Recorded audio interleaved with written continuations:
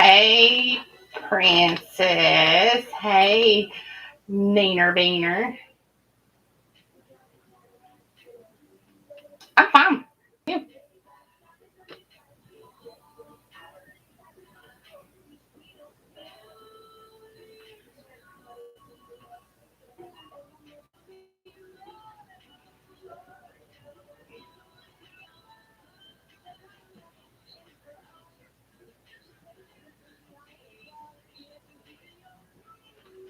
Can you hear my music?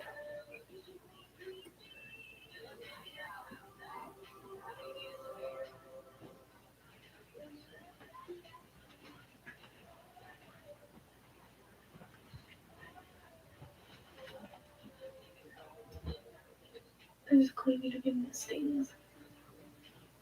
Because she's getting irritated by me washing it. Hey, Miss Early. Is that hard? Just a little bit. You don't have to wash it quite so much. They told me to wash it as much as I can. Well, hello, Vincy Love Who. How are you? You can sit on the bed if you want to. Or you can make the bed up if you want to. I got another quilt in there. I'll give you to sleep under. The one I ordered isn't back yet. So Mary Lee and I got my bed put together today, and the mattress. So we're almost there. My room is coming along.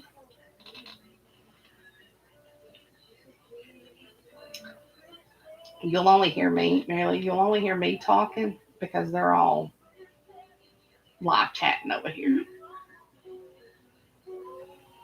Thank you. That's what we've been listening to, been seeing. I thought, why not leave it on? Now that I'm set up so it's not right under me. Mm-hmm. Bring the French shell in. Hi. There's my camera. I'm here, just right here. Everybody needs it. This is my niece, Mary Lee. Can't you tell? Look at the hair. And that's her new tat she got last night. It says, "You are my sunshine" with some lavender. So it's cute. Just like her and me. Can you tell she's mine? Shut that door, please. Pretty please.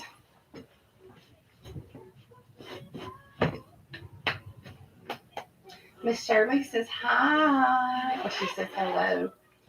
She's from Chicago. She's part of my mini my name, she says. She is like my mini me. If I have a mini me that, as far as looks go, she would be it. Nina, my BFF, says, "You are beautiful, so beautiful."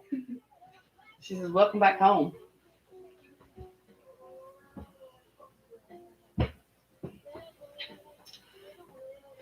And look, girls, I got folder holder on tonight. It's more than I usually have.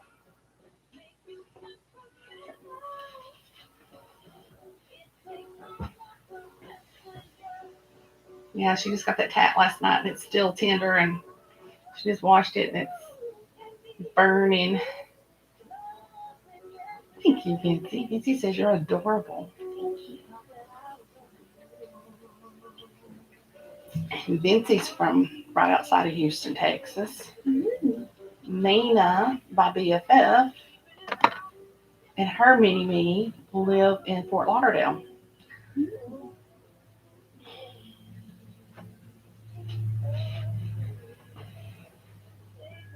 So I have friends. This is all part of my entourage.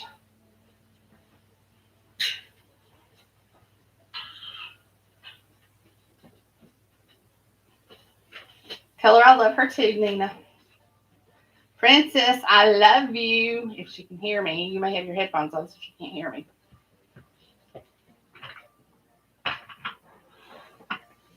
Boy, there's a bunch of buzz flying around here tonight.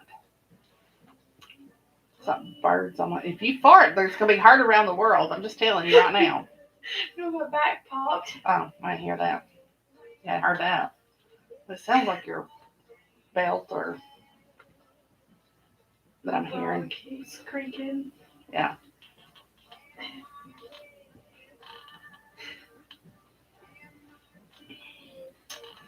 I mean, I'm doing fine. I'm just tired. I didn't work as hard today. I mean, I worked like crazy, but it wasn't quite as. I'm a day behind, like a whole. Actually, I'm gonna be 2 days behind.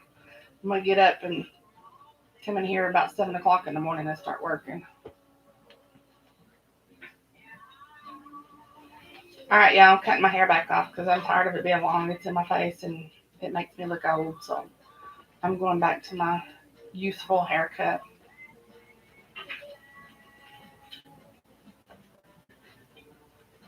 Is it gonna be comfortable? Hmm. She's giving me a thumbs up because she don't want to talk. I'll make her make her own bed up. Would you rather have a blanket or a quilt? Quilt. Okay. I have a brand new one in there that you can even have it if you want it.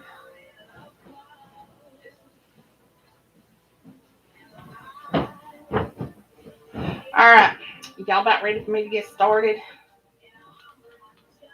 Ori, are we gonna have anybody here? Are we gonna have an author or a PA here tonight?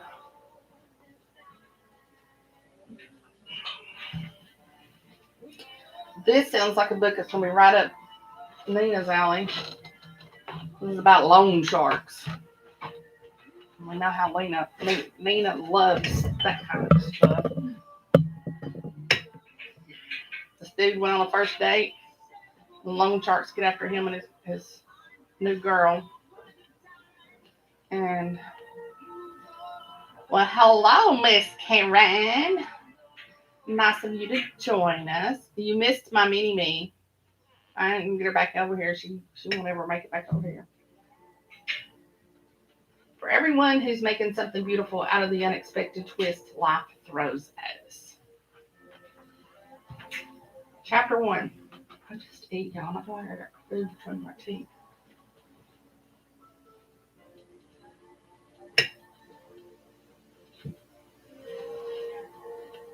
You gotta know who it was. I just didn't know she was gonna be here. I got the book in front of me. I can see who wrote it. Oh, there we go. And the yawning starts. Okay. Is the music too loud? Vincy, is the music too loud? How far there? Can you hear me over the music? Caden.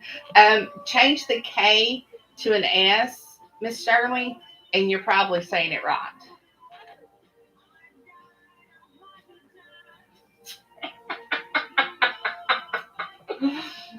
Miss Shirley went to go add, she went to say, hey, Karen, and she typoed and put a T instead of an R. And if if you know Karen, if you turn left it with a T and turn the K into an S, it probably suits her better.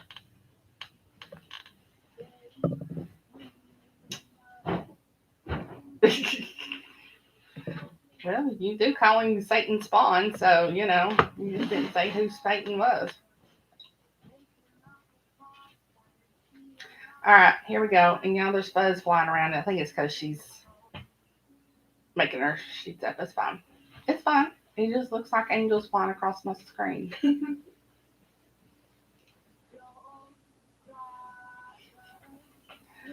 Yeah, well, you know, if the shoe fits, I ain't gonna question anything. All right, here we go. Chapter 1, Liam. I can't stop thinking about you. Whitney climbs on top of the table that separates us in the title company's office. I haven't been able to get you out of my head either, I confess, pushing my chair back and standing. The sound of wood scraping against the laminate flooring doesn't distract me as my body buzzes with anticipation. The light yellow dress she's wearing hugs her body perfectly and contrasts against her deep brown hair that flows around her shoulders. Every part of my body goes into high alert as she starts to crawl to my side of the table. Do you have any idea of the things I want to do to you? I ask. I'd like to find out. She looks up at me through dark lashes with her rich green eyes. It feels like slow motion when she reaches me and sits back on her heels. She grabs my shirt collar and pulls me close. I gently grab a fistful of her silky hair, inhaling her sweet scent. Didn't know I was going to be reading a love scene in front of my niece, but hey, she knows who I am. If it embarrasses, she's got her earbuds over. She'll just turn them on. Is that going to be comfortable? You're the first one on it, so you don't want to be. I'm ecstatic. I finally get to taste her lips. Liam. Her voice is undeniably sexy when she says my name. Liam. I mutter, looking up. She, the notary, and the company employee are seated across the table staring at me. My fantasy shatters around me, and I bring myself back to reality.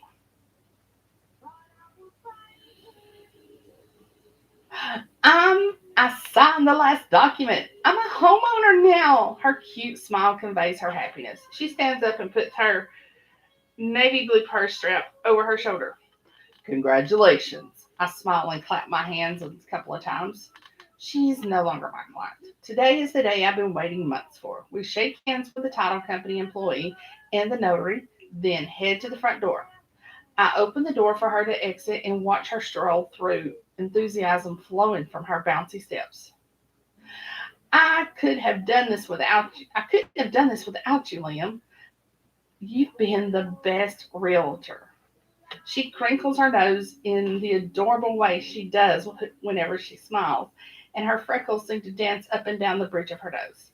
Her mahogany hair shines in the fall sunshine, and the air smells crisp around us.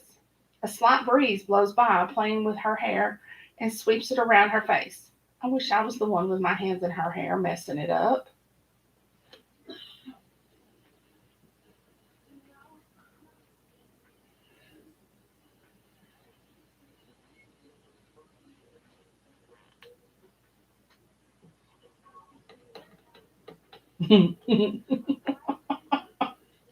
Thank you, Vincy. Karen, you ain't right. Karen says she's the mother of demons. She's Lilith. She's going to be the mother of demons. Mm-hmm. I've been jonesing for a date with her since I first met her 4 months ago, and I can't wait a second longer. I'm going for it. The pleasure is all mine. Can I take you to dinner tonight to celebrate? I absent-mindedly spin my leather bracelet. Do you take all of your clients to dinner to celebrate? She furrows her brows and looks quizzically at me. You're the first one I've asked. Okay, why not? She tucks her hair behind her ear. Fantastic. How about out back? I haven't been there in a while. Let's do it. Great. I can pick you up from your place at 6 p.m. Okay? Okay. I'll text you my address. I already know her address. I memorized it months ago, but I'm not telling her that. I can't wait. By the way, you look amazing. I wink at her as we part ways. I've got several showings for the afternoon, and I focus as much as I can on my clients. At 5:55 p.m., I pull into her apartment complex to pick her up. I jog up the stairs two at a time to reach her second floor apartment. I knock on the door with a rhythm to the tune of Jingle Bells. I'm riding a high that I haven't felt in a long time. Tonight is going to be exceptional. Her door opens, and I swear I'm knocked out simply by looking at her. She's a complete bombshell in a red, off the shoulder dress that fits her body like a glove. Her hair is done in loose waves, and her intense green eyes draw me in like a moth to a flame. Wow, you are breathtaking. I try not to let my jaw touch the ground.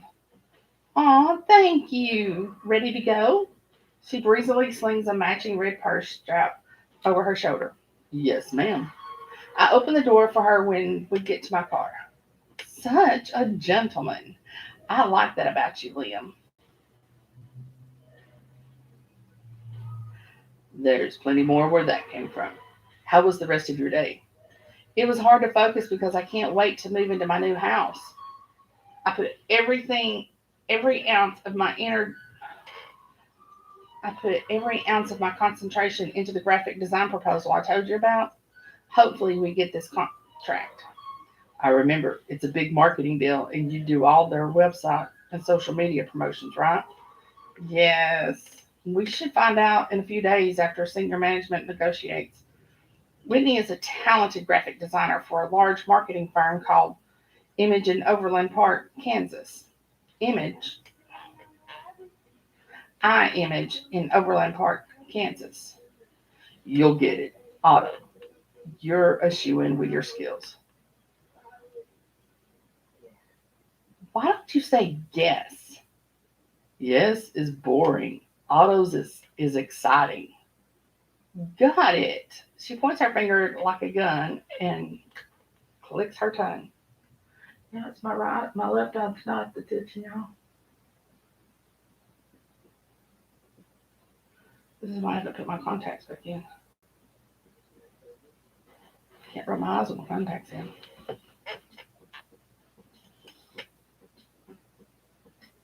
We arrive at Outback Steakhouse and get seated. We study our menus for a couple of minutes. Well, I'm studying Whitney, but she's looking at her menu. So, how do you like it? I ask her, my voice sounding huskier than I mean it to. I clear my throat. Did you ask me how I like it? I mean your steak. How do you want it? Oh, of course my steak. Medium well is good for me. Her cheeks flush. Same. Want a baked potato or fries? I'll take a baked potato. Okay, I'm getting fries. It's a Tuesday night, so it's not that crowded. Our food doesn't take long to arrive. Steam billows up from our plates, and the smell of fresh steak makes my mouth water. Whitney reaches over, grabs one of my fries, and sighs with contentment. Wow, those are perfectly seasoned. Thanks. That's why I ordered them. I wink. Can I have one more? Sure. Let me come here and rub my eyeball while I read. 5 fries later, I concede. Do you want to switch? I'll take your baked potato. That'd be great. Next time, we're both getting fries. I chuckle, shaking salt and pepper onto the baked potato.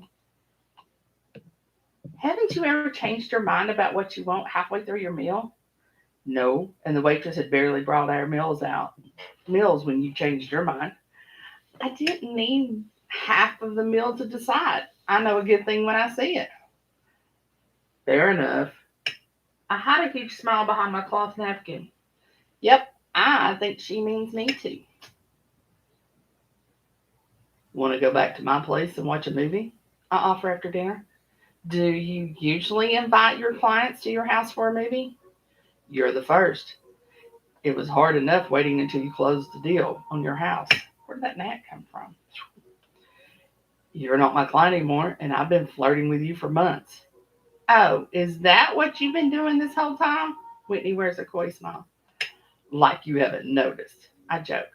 I hope you're ready when I unleash all the sexiness because I've been holding back this whole time.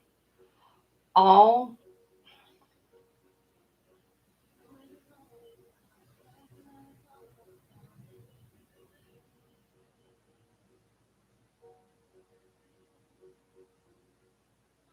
Oh, Christ. You two are pitiful. All your sexiness? Let's go back to your place and see if you can back that up. She laughs. You better pack a bag then. You're not going to want to leave. Is that so? She raises her eyebrows. Otto, My heart skips a beat at the thought of her and me in my house together. We've been in so many houses alone, but this time will definitely be different. I pay the bill and placing my hand on the small of her back, we head out. Once we get home, I go to open the car door, but she gets to it before I have a chance. I was going to open that for you. Okay, I'll let you get it next time. Was that an invitation for a second date? My heart leaps in my chest. Sounds like it, she grins slyly. I gesture with my hand for her to go up my porch. stairs first, checking her out as she ascends. Her calves flex, and I resist the urge to run my hands up her legs and squeeze her swaying rear.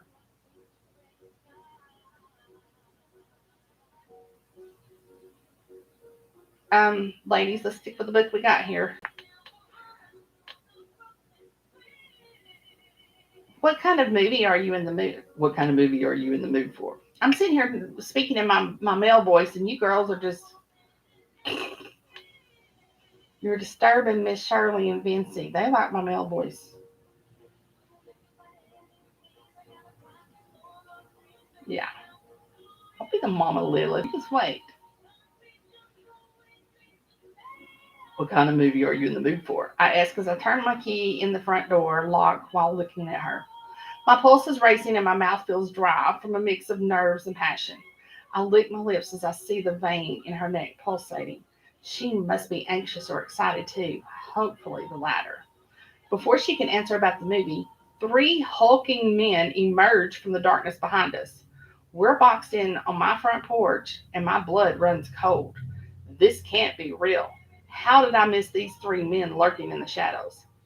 I instinctively grab Whitney's hand to pull her behind me, but before I can, the biggest of the guys lurches forward.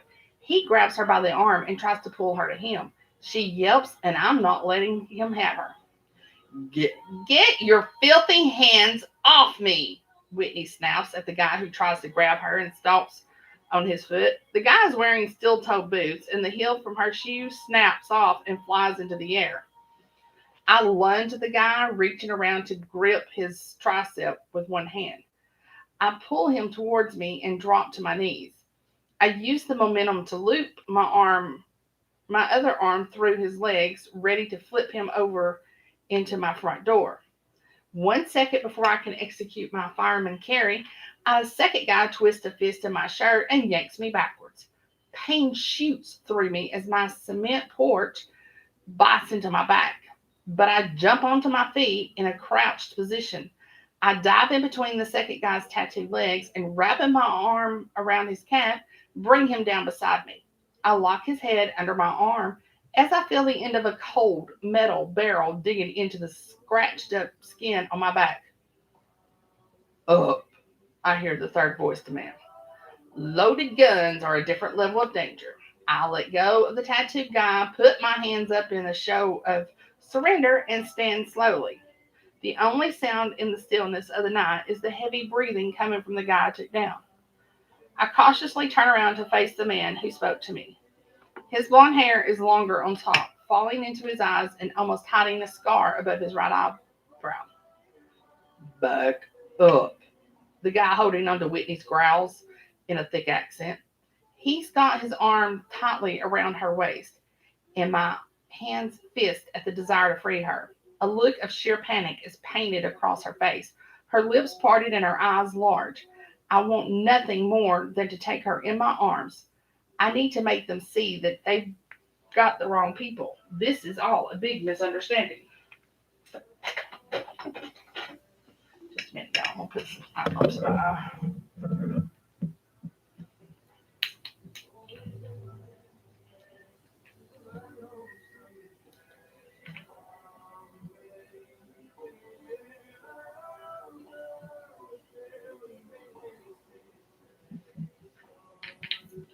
See if that helps.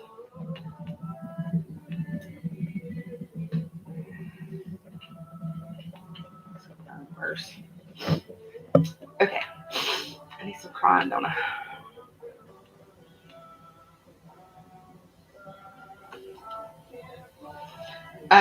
Miss Shirley and Vincy are supervising you. Behave yourselves.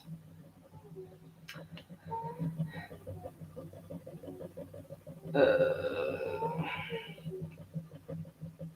I need to make them see that they've got the wrong people. This is all a big misunderstanding. But the guy with the accent pulls a gun effortlessly from his waistband and aims it at me. He looks like he's done this way too many times. I've never had two guns pointed at me, let alone one. Got it. I start to take a step back until he turns the gun and points it at Whitney's head. My heart slams in my chest and I freeze, wanting to stay as close to her as possible. I want to keep these men calm so neither of them pull the trigger. Tell me what you guys want. You can have my wallet. I offer. Making them talk gives me time to figure out what to do. Keep your hands where I can see them, the blonde haired man commands. You know what we want. Okay, my wallet is in my left back pocket. It's yours. I nod my head at Whitney, silently trying to give her reassurance. You can have mine too. Just use it to go get a real job. Lucid sarcasm pours from her intonation. I slightly shake my head no at her. I think she's trying to show them she'll fight back, but we don't want these guys mad at us.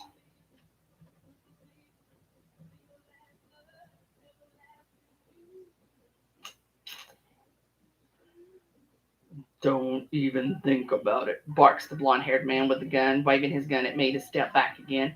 Then he turns the gun with the axe. Then he turns to the guy with the accent. No, I already told you, she's mine. Already? When did they decide this?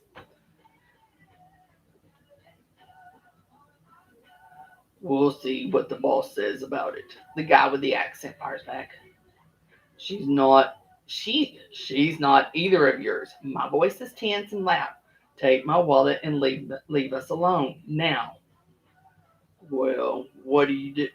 We tell you what to do, not the other way around. You owe us 15,000 plus interest. That's 25,000.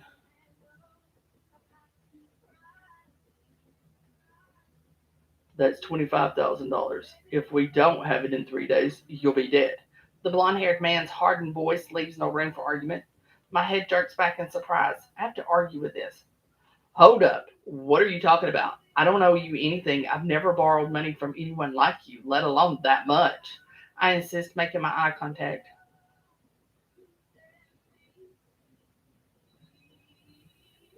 Lie to your girlfriend if you want, James. You borrowed money from us and you owe it back. James? That's not my name. You have the wrong guy. My brain is short circuiting with confusion.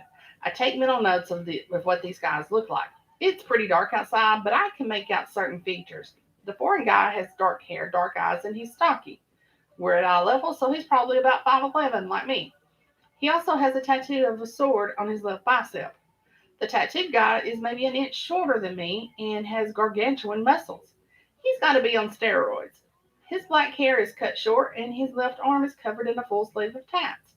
It's hard to make out what exactly, but there's clearly a skull, crossbones, and some black roses. He's got tattoos on his legs, too. I noticed a pirate ship on the one I grabbed.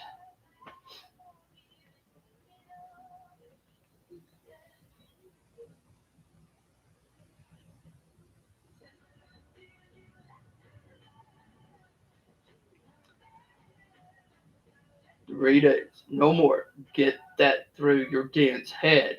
The tattooed guy takes a step towards me. With one fluid motion, he twists my arm behind my back and turns me to slam my face into the front door. I only let him get away with it because they have guns. I could have easily maneuvered my way out of that. He's leaning against me, his rancid breath hot on my neck and accosting my nose. I grit my teeth in impatient irritation. Whitney has a gun pointed at her, so I'm not taking any chances. I'll cooperate for now. Then it dawns on me. I realize the only reason they could possibly think I owe them $25. Okay, okay, I'll get your money. I hear the words pass my lips before I can stop them. I have to get them to leave. I need to get Whitney to safety, far from these loaded guns. Yes, you will give us our money, or we will have you both. We know all about the new house you closed on today, Whitney. We know all about your parents too. It would be a shame to dirty up their house on Anoric Avenue. The foreign guy snarls behind me. How do they know where Whitney's parents live? And how do they know so much about her? These guys must be loan sharks. This isn't how loan sharks operate in real life, is it? I thought that was fabricated for books and movies. How do I get you the money? I keep my voice as steady and strong as I can while I'm smashed against the door.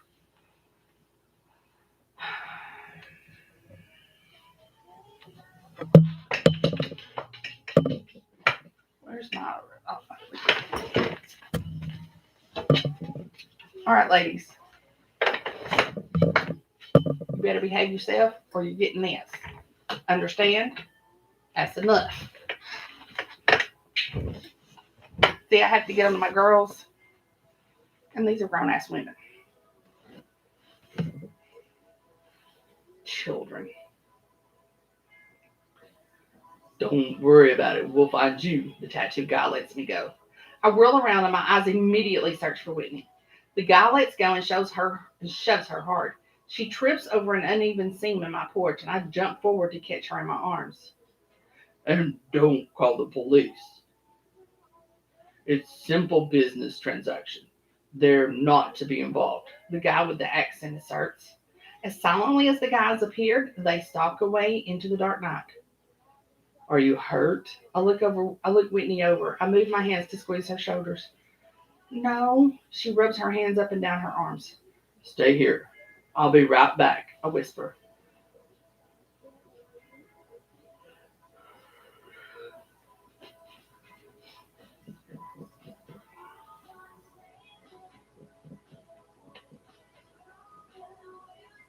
I crouch down and move in the direction the guys went, hoping to get a license plate number. Not a chance, she whispers back, following close behind me. The guys are parked a few houses away. They're stealthy, already stealing away in a black SUV. I squint my eyes in the darkness, trying to decipher the license plate. Did you get it? I ask her. U3V7 is all I caught. She takes off both of her shoes and puts them on one hand. I think I saw a W too, and sorry about your shoes. It's okay, they weren't my favorite. Her free hand is trembling when I take it to lead her swiftly back to the house. She's probably going into shock now. You're safe now. They're gone. I squeeze her hand. I know I'm in shock, but for an entirely different reason than her. I need a minute to process everything. First, I want us locked safely inside my house. Come on, hurry. I move her quickly up my porch steps. My key is still sitting in the lock as if nothing happened. There may be more inside too. Stay behind me. I urge her behind me with my arm. They said they're giving us 3 days. Did they seem like trustworthy guys to you? Good point. I twist the key and unlock the door. I step inside with her right behind me. Then I waste no time in turning on the light switch within arm's reach. Nothing but empty space stares back at me, so I hastily lock the door behind us. I need something I can use as a weapon. Stay with me. I'm going to the kitchen first to get a knife. I walk warily into the kitchen and grab a knife. When I turn around, she's holding up her other heel as her own weapon. We walk through the entire house, checking behind the shower curtain, opening all the doors, and looking under my bed, too. We circle back to the kitchen. I drop the knife on the counter. I breathe a sigh of relief as we walk into the living room. Are you okay? Whitney is breathing heavy as she sinks down on my couch and her purse falls to the floor beside her. No.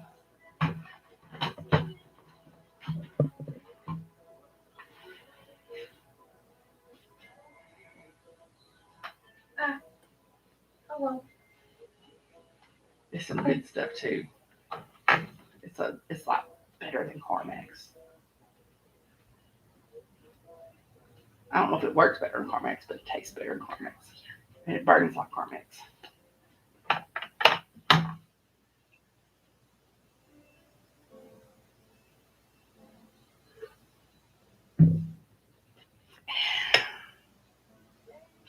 No, Karen can't leave. Or she said she was leaving home. Hunt her ass down. Psst. You're so full of shit. Who are you, Liam? Get away from me. I had a gun shoved in my face because of you. I scoot to the other end of the couch. I want to stand, but I don't trust my shaking legs right now.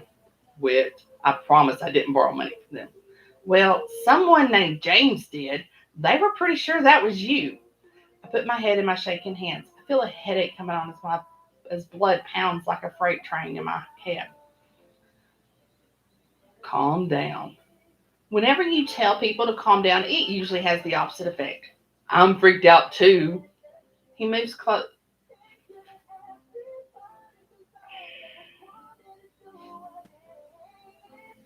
Oh, I didn't realize it changed to Whitney's point of view. He moves closer to me. You borrowed money from them, so you knew this would happen. Good job giving them a fake name.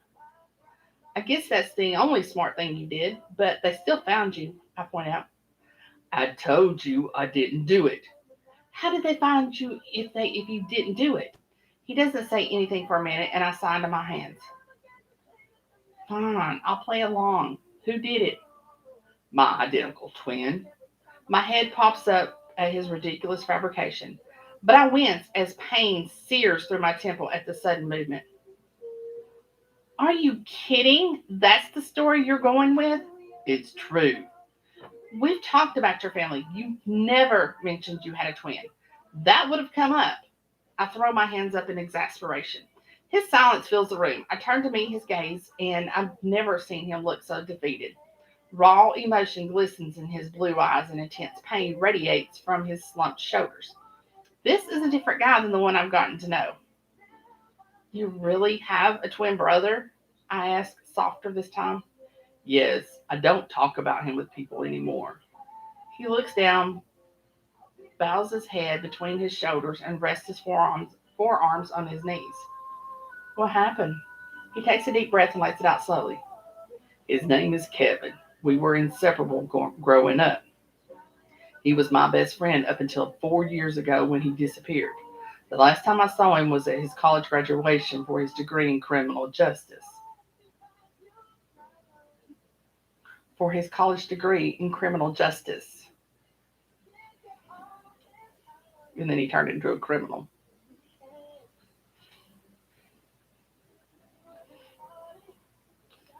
You'll get it.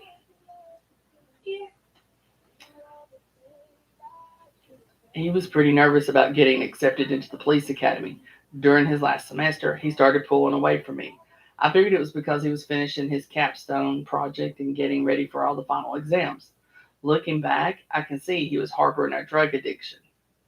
He vanished right away, right after graduation. He never returned our countless calls. We went to his apartment, but everything was gone, and the landlord told us he moved out. We're sure Kevin was denied entrance into the police academy, likely because they found out he was using. When we were kids, he always wanted to be a policeman.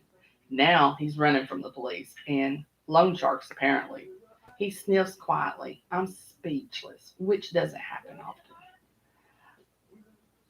I haven't heard anything from him in 4 years. I should have done something sooner. Maybe if I'd have stepped in, this wouldn't have happened. He whispers to himself. I feel blindsided. He's into drugs and borrowed thousands of dollars to feed his habit. I clarify. Looks that way, and he gave them a fake identity. He sniffs again. I want to reach out to comfort him, but I'm not sure I believe him yet. My hands are clasped tightly together in my lap, and my heart is tied in knots. What are you going to do? He finally looks up at me, his eyes slightly red. Me? I think you're in this too. They know where you live and where your parents live. He's right. My thoughts start to race again. The room spins a little, and I grab the arm of the couch next to me to hold myself steady. Out of the side of my eye, I see Liam walk out of the room. Where is he going when I feel like I may faint again? I hear the sound of water running for a minute, and then he's back with a glass of water for me. Drink some water. Maybe it will help you feel better. I take it and drink a sip. How did they know so much about us? I try to calm myself by running my hands over the cold glass. I don't know. We can't stay here. We need to find someplace safe to sort this out. They could come back here. We need to call the police, I reason. Okay, let's go to a hotel and rent a room. Then we'll make a plan. Right. Can you take me to my apartment? I'd love to be in something other than this dress. Really? You're smoking hot in it. I slap his shoulder. There's another reason I want to go to my apartment, but I don't want to tell him.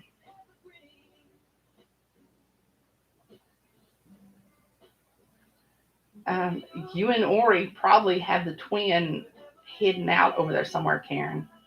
That's where the twin's at.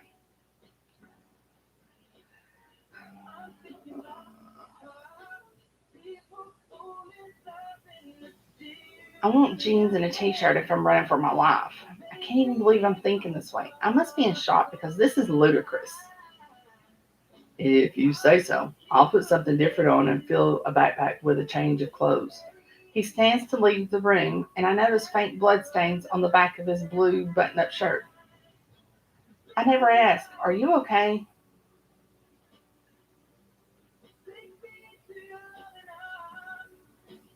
I'm fine. I'm going to put on something different. I'll bring an extra shirt to change into after I clean up at the hotel. He flicks at his shirt where a couple of the buttons were ripped off, then starts unbuttoning it as he withdraws into his hallway. Okay. I look at my phone, wanting to call my parents and warn them. What would I tell them? My mom is constantly worried about me.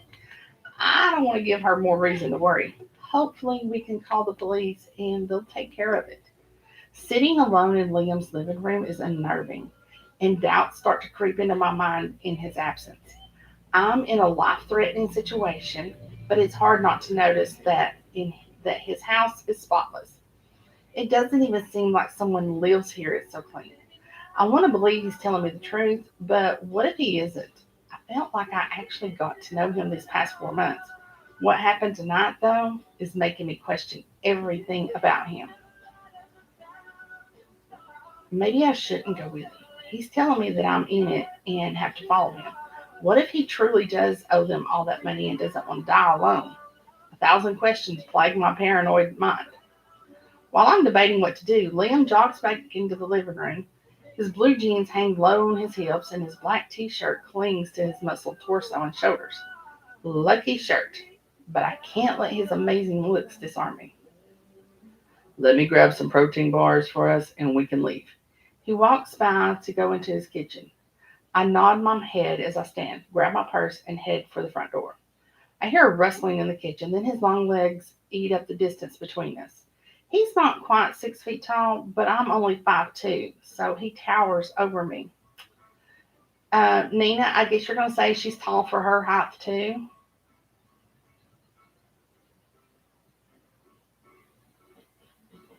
The blood was on the back of his shirt, Karen. Listen, Linda, listen. We'll leave our phones here. We can call whoever we need to with the phone in the hotel room. He grabs the baseball cap off the coat rack next to the door and slides it backwards over his blonde hair. What? I blink. People can track you by your phone. Maybe that's how they know so much about us.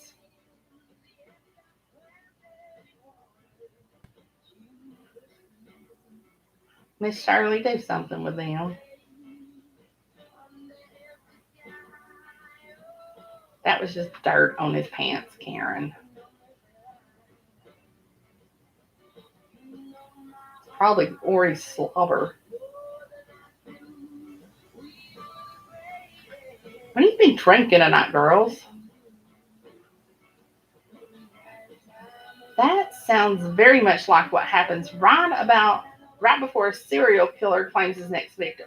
You want me to leave my phone at your house after we were threatened at gunpoint? I'm not even sure who you are. Whitney, I'm the same guy you've gotten to know for months. I promise I'm who I say I am. He lets out a frustrated sigh. Can you prove it?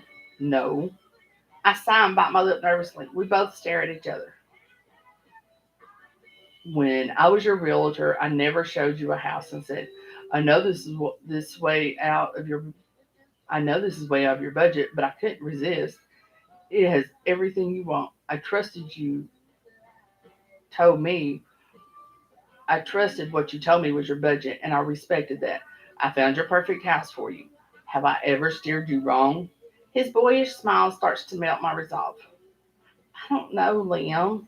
He's right, though. He's been a man of integrity since the first day I met him. Maybe they're only tracking your phone. I can keep mine. You could, but you've never told me the name of the street your parents live on. They would only know from tracking you. I sigh again and stare at the cream tiled floor. I feel trapped and totally rattled from the earlier encounter with those thugs. I can show you a photo of Kevin and me. That proves I have a twin.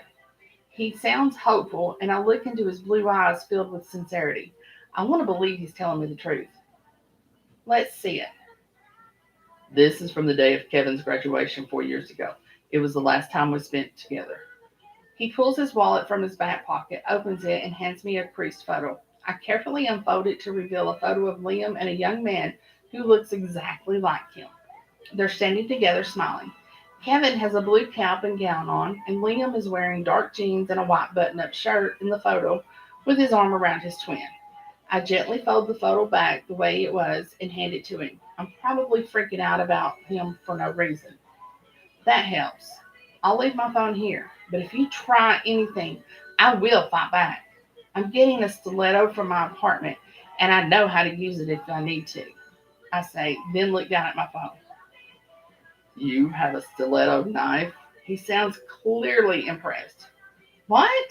No, I didn't know there was such a thing. I'm talking about a stiletto heel.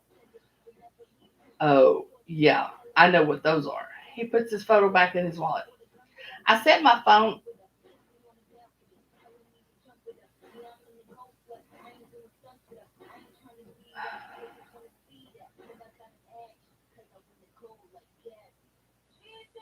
Okay, I can do Alicia Keys.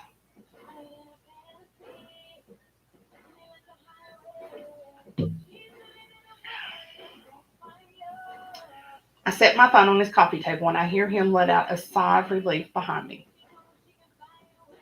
Do you have your parents' numbers memorized? He asked. Yeah, do you? Anyone else you think you'll need the number for? No, I'm good to go. He places his down as well. I leave my shoes in his entryway.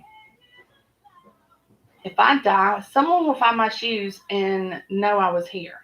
They'll see there were signs of struggle because one is broken. You will get blamed for my death. Liam shakes his head at me and scrubs his hand over his face, then looks at me seriously. I will not let you die. I'd take a bullet for you before I would let anything happen to you. That's dramatic. I try to hide that I'm impressed by his devotion to protect me. What you said was dramatic, he quips. Touche. Here, let me go first. He cautiously unlocks the front door, cracking it open to peek outside. We make our way to his car, and I look over my shoulder to see nothing but dark shadows. He beeps the key fob and unlocks the doors for us. Once he gets inside, I let out a breath I've been holding. We have to look and make sure no one is following us, right? I suggest turning my head to scan the area as he backs out of the driveway. Absolutely. I'll make some turns and go in circles so we'll be able to see if someone is trailing us or not. He turns right on Leewood Avenue. I'll stop by your apartment after we're sure we're alone. This can't be happening. This cannot be real life. I left my phone at my former realtor's house, so horrible men can't find us. Liam has to be who he says he is, I think. This must be a dream.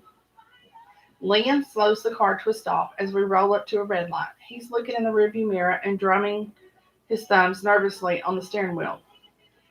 Even Dream Liam wants to protect me. My body warms and betrays me when I look at him. He could be dangerous, but he is acting like he wants to protect me. When those guys flanked us from all sides on his front porch, he literally fought for me. He was either sincerely trying to protect me or he wanted to look that way. We need to get back to real life, back to the cool, knowledgeable Liam that showed me dozens of houses until I found the perfect one. Back to the patient guy who listened as I talked his ear off about anything and everything while he showed me all those houses. Back to the real date we were supposed to have tonight. I've been working a lot lately. Maybe I fell asleep getting ready for our date tonight.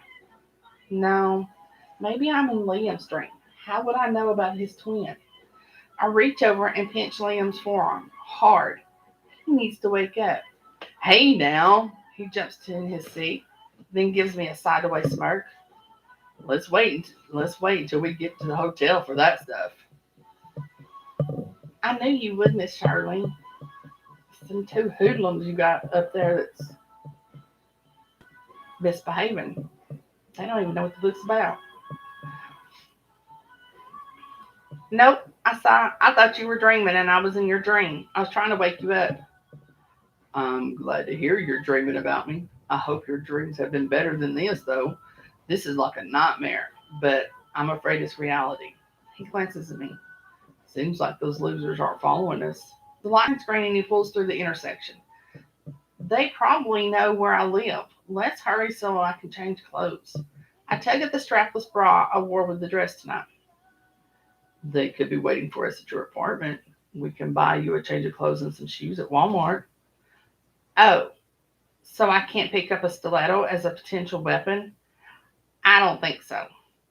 My lips pull into a small grin. Fine, but let's be quick about it. Now the other eye's gonna start itching. I'm trying to feel my eyes. When Liam pulls into a visitor parking space at my apartment complex, I start rethinking my request to come here. I don't want to trade the safety of the car for the unknown of what's out there. I take a deep breath, feeling my tight dress constrict my rib cage. Maybe this dress isn't so bad.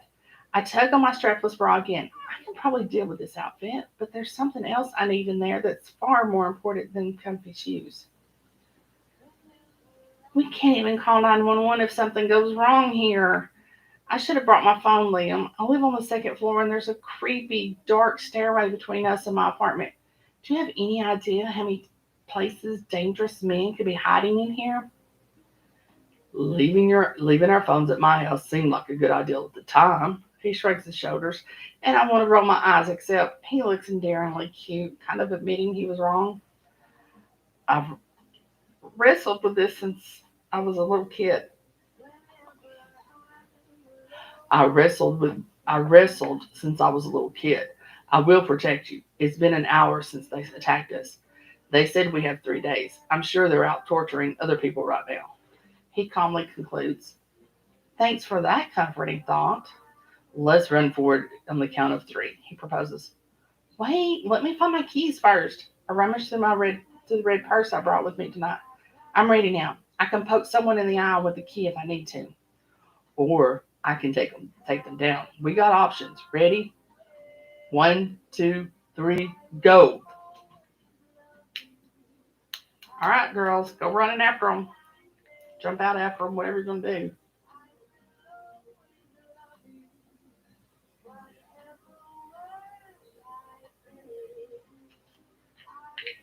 What are you watching over there? TikTok? She's going down the rabbit hole, girls. We won't ever get her back down. I introduced Karen to TikTok, and now we try to see who can stay out of the rabbit hole the longest. And I don't know which one of us is on top right now. I think I was on it for about 5 minutes today.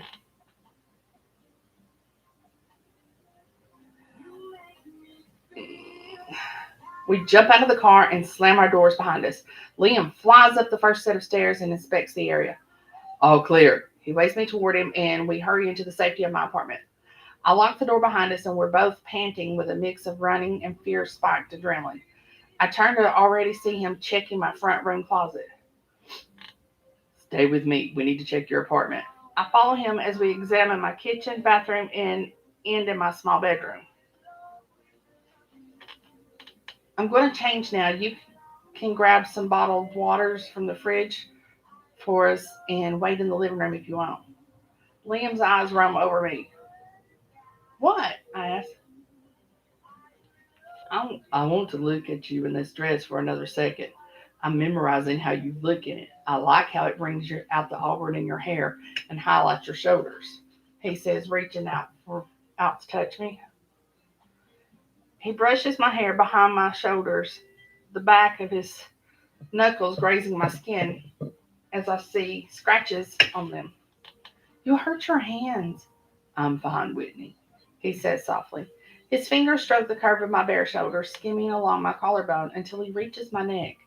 His eyes follow the same trail as his hands. And my heartbeat picks up. Goodness. I tilt my head to give him more access to my neck. He lights a fire over each inch of his skin he touches. He's always looked me in the eyes, but the way he's seductively studying my shoulders and neck now makes my breath hitch. Liam, I've got to change. He blinks a couple of times, then cradles the column of my neck and rubs his thumb back and forth over the pulse point there that's beating a mile a minute. His gaze finally travels up to meet mine. I'm not stopping you. He deadpans, then one side of his mouth slips into a grin. Yeah, you are. We'll never get to the hotel like this. Liam clears his throat and salutes me as he smiles. Right. Going to go get those waters for you, as you ask. After he leaves, I grab a backpack out of my closet. I wiggle out of my dress and bra. I put on a more comfortable bra, a couple of pairs of underwear, an extra set of clothes, a pair of shorts, and one extra bra. I slip on a comfy gray t-shirt and some jeggings. I toss a stiletto in my bag too. Then I go to my bathroom and grab my toothbrush, toothpaste, and Neosporin before leaving my room. I want to put some on Liam's scratched up back at the hotel. When I emerge from the hallway, Liam has 4 bottled waters sitting on the counter for us. Do you need to go to the bathroom or anything? I asked. Nope, I'm good. I didn't want him to see what I'm about to do, but I guess he'll have to know. I cross over to my cabinet near the stovetop. I open the cabinet door and grab a bottle of pills, then turn around to see him intently watching me. What? I asked defensively. I busy myself setting my bag down and focus on the rattling sound the pills make in their plastic bottle. I tuck it in a small zipper part and then zip it back. I have congenital hypothyroidism, I admit, while still looking at my backpack. Why didn't you tell me you needed to get your medicine? I don't want people looking at me different, like I'm a fragile or something. Lord, if that makes you fragile, I'm just getting ready. I'm on one feather away from just crumbling. I'm not other people, Whitney. I'm Liam. I won't look at you differently. Thanks. A hint of a smile tugs at my lips. I should have known I could tell him. Ready? He asked. Not really. Every place feels frightening now. I usually tackle life head on, but this new level of insanity makes me apprehensive. I want to go somewhere public where dangerous people won't do anything bad to us. I want to go someplace public where dangerous people won't do anything bad to us. The words stumble out of me. Liam crosses the room and wraps his arms around me. His lips brush my forehead and he rests his head on mine. I won't let anything happen to you. His words float along my hair. I'm sorry we're in this mess, but I'll figure out something. I nod into his chest and we stand there for a minute. I love the feel of him holding me. Okay, I'm ready. I nod again when he lets go and steps back. I put on some tennis shoes that are by my door, and going down the steps is 10 times smoother in these shoes. Where are we going? I ask once we get back in the car and lock the doors. I think up by the airport would be good. There's lots of traffic all different times of the day and night there. I like that. Want to look up some hotels there? No, scratch that. We don't have our phones. Maybe we should have looked up hotels before we left, he says, taking off his cap to scrub his hand through his blonde hair. Then places the cap back on again. We'll see signs on the highway for hotels. We can pull off when we see one we like. Right. He puts the car in reverse to pull out of the spot. And drive around in a circle a few times like we did last time to make sure no one is following us, I suggest. After driving around a bit with no one telling us, Liam pulls the car onto I-435 and drives north toward the Kansas City International Airport. The end. Actually, that's the end for tonight. That was 2 chapters, so that's pretty good. So now, Karen and Ori, you can do your little crazy shit that you like to do. What y'all think of the book? Cliffhanger, huh? So is he telling the truth? Is Kevin the one that's doing this? Or do the loan sharks completely have everything wrong? What do y'all think?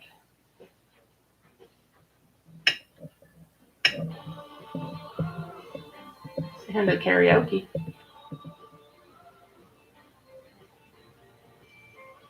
Because Lord knows I can sing Carrie Underwood. Not Mary Lee can sing Carrie Underwood.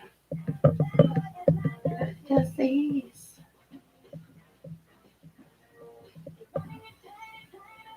Well, I'm glad you liked it, Karen. I think I'll get the book meaner beaner. I think I saw where you shared everything, right? Oops, from.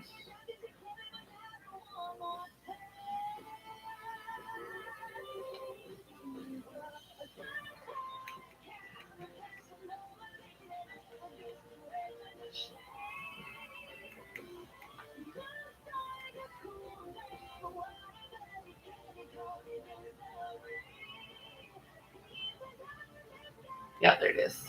Protected by Leigh Skarin.